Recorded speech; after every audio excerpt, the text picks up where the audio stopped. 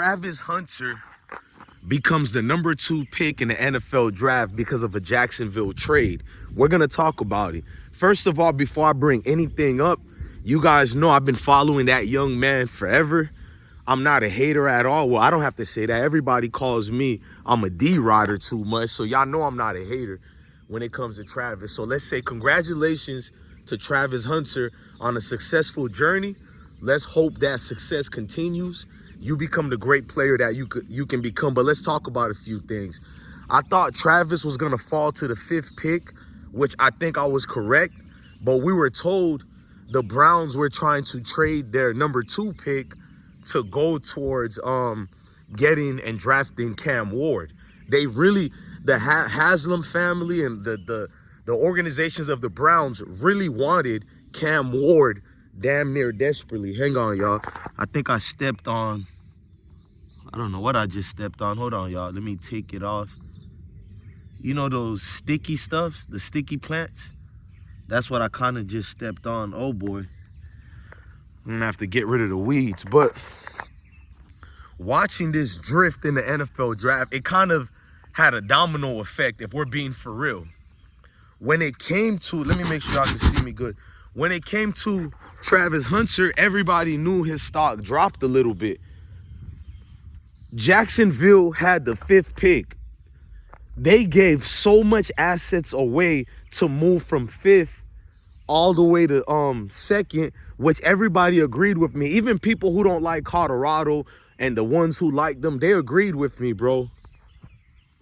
They agreed with me all the way completely because of the fact that Jacksonville was a team that was sitting in a perfect position to get Travis anyways. But look, I'm a firm believer in, if you love the players that you want, if you love the guy and you believe in him, then you do everything in your due diligence to get him, to receive him. And they did that, bro. But here's the problem with Jacksonville. You did not need another receiver or / cornerback, but Travis is a generational talent. We're trained to teach ourselves, that is, not to go against what you know is the better talent. You're supposed to always draft the better talent. And to me, Travis Hunter was the better talent. You can't get too mad at Jacksonville for doing what they're doing. But if you're a Jacksonville fan, you got to think about your future. Trevor Lawrence is being shopped around right now. It's not even a secret anymore. I've been told you guys that. Now it's out there. They're trying to get rid of Trevor Lawrence because he's a bust. Nobody wants to believe in that because they gave him an extension after 3 years. If Trevor Lawrence's name was Trevor Williams or Trevor Thomas, he would not be getting this extension that they just overpaid him and gave to him. He didn't even prove his worth to get an extension yet. How on earth a guy with that abysmal performance after 3 years gets that type of extension? Jacksonville got a whole lot of problems. I'm glad Travis Hunter is in, the Florida territories, but I rather preferred him with Tampa or Miami if he was going to stay home in Florida, because he is from Florida. And Georgia a little bit, you could give that. But it's like that organization is a failed organization for a reason. They have a terrible owner who's barely even in tune with what's going on with the NFL world. I always say this to people. I doubt it homeboy even knew about the NFL world and the reality of the NFL. That's another thing, tragically, no one talks about. Now, let's move forward with what more I have to say about Travis. Travis has did everything he could to be this top pick. But once again, to go to #2 to Jacksonville, you're secured and set, I'm not going to say for life, but damn near for life. So from a player to a fan's perspective, you're happy for Travis. But knowing that how you wanted Travis to succeed in the NFL, oh man, bro, like what's going on with Jacksonville? Organizations do matter to players' success. CJ Stroud, he balls out in his first year as quarterback because he went to the right team that rebuilded, that changed out all the staff members, all the faculty, such as the Houston Texans. It was pretty much CJ Stroud's team. He's a tough kid. He got the talent, but nonetheless, it's the position he was in. Just like Shador going actually, he didn't even get drafted at all in the first round. I don't even know if he'll be in the second round to get drafted with this level of hate. But let's fast forward to look at the situation with Travis. A better team would have been more suitable. We know the top teams in the draft are terrible at best. And if Jacksonville was going to get him anyways, them moving to number 2 to receive him is just kind of horrible. Go get your player you want, but you don't give in the whole house for a player, no matter if they're Heismans or not. We know in the NFL draft is a new stud almost every other year, bro. You know what I'm saying? So I think they gave too much for Travis, but me as a Travis Hunter fan, I like it. I don't mind because Travis still wins. I don't know, bro. Trevor Lawrence is not the quarterback that you would have expected. Now, Travis want to play both ways. Many of the NFL teams don't see him playing both ways. I want to see him play both ways. The issue is Travis Hunter want to play both ways on all snaps. Me personally, I don't know if I'm not going to say a man can't do what we don't know. Can't shouldn't even be in a man's vocabulary, truthfully. I forgot where I heard that from. Was it a movie? You guys could tell me in the comment sections. So I'm not going to say Travis Hunter can't, but this is the big boy leagues. Injuries are rampant in the NFL.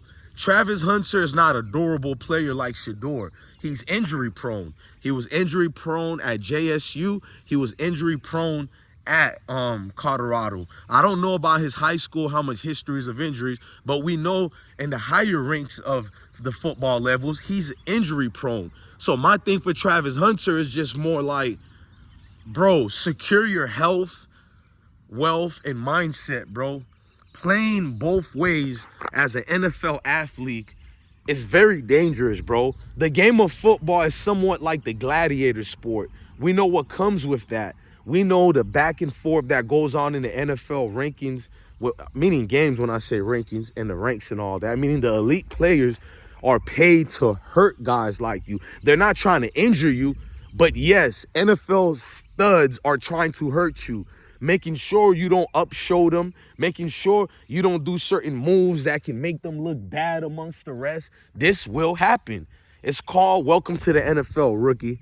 And hopefully you can prove us wrong. So far, you're the first guy in the college ranks to play both ways completely on all snaps. We've always seen guys playing both ways.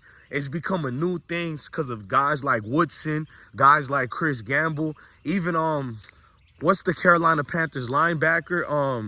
Shaq Thompson, who played for Washington University. He was a running back and linebacker and defensive back, but he did not play on all snaps. So we never seen a player play on all snaps. So one guy who could change the narrative in the NFL would be Travis Hunter. And let's talk about another thing. I enjoyed seeing his father establishing permission through his probation situation so he could travel and be with Travis Hunter. Now, I thought I was going to worry more about what Shedeur was going through, which I did defend Shedeur. But what happened was I caught myself being a real fan, and I just was happy for Travis, bro. When they called his name, I didn't even care about the politics anymore, about his girlfriend, Liana. In fact, I'm going to be real. I seen what the media tried to do. I still think Liana needs to stop doing this, bro. You can't change on how people feel about you. She should just worry about Travis and leave it at that. They came with a gimmick. I don't know if it's a gimmick. I don't want to say that. I take that back.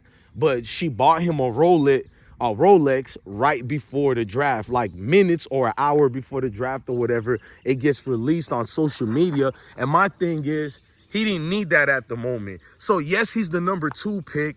But my fear is, will she be a distraction for your boy? Now, she clearly wasn't a distraction at the time when he was balling out. But when the controversy came out about his girlfriend, you seen he kind of dwindled a little bit. He still performed well. I'll take that performance. But we know what more he can do, his ability to just take over. It wasn't there against BYU. You know what I mean? It's like too much focus was about his girlfriend. And if you bring it up, people think you're hating. Telling the truth is hating now to most people, which is weird. I don't get it. You would never find anybody else who defended Travis, who covered him longer than me, and who actually went up against the grains of what you got to do to support people like Colorado. Because we all know, although there's a lot of people who like what I do, but there's those naysayers who are obsessed to let you know they hate you. They hate Travis. They hate Shador. There were people telling me, bro, be honest. You can't wait to see Shador lose in the Travis lose in the NFL. And I'm like, why? That's a young man. I'm old enough to be a young father to Travis Hunter. If you think about it age-wise, when I look at it, I could be a teenage father to him at the time based on our age difference. Why would I want him to lose? And I supported this man for over 4 years, from high school to now. And that's the problem with people, bruh. You either have to hate Colorado or love them all the way. There can never be nothing in the middle. You can never critique the people you like. If you critique them once or twice, you're a hater now. If you give them props, you love them too much, you're a cheerleader. So it's like, I don't get to speak to grown-ups that much anymore like I would like to covering sports. So now I just dismiss certain people and I stick to the actual facts. Congratulations to Travis Hunter. I think you just open up the doors for something incredible in the NFL. There's a lot of talented athletes who always dreamed about playing both ways and not as a gimmick, not being utilized when said so team want to just use you for the parameters of things. And look, we got a shiny new toy. No, they want to start on both sides of the field. There are thorough brothers and players out there who really want to do that. So congratulations to Travis. Much love to your father. And let me say this. A lot of people expected Travis to have more of a relationship with Deion as if he's a fatherless child and these stereotypes exist, but that's not the case. He was also raised by his father as well. Of course, legality situations with the court systems and the prison systems, I'm not getting into that, but nonetheless, this father was in Travis' life.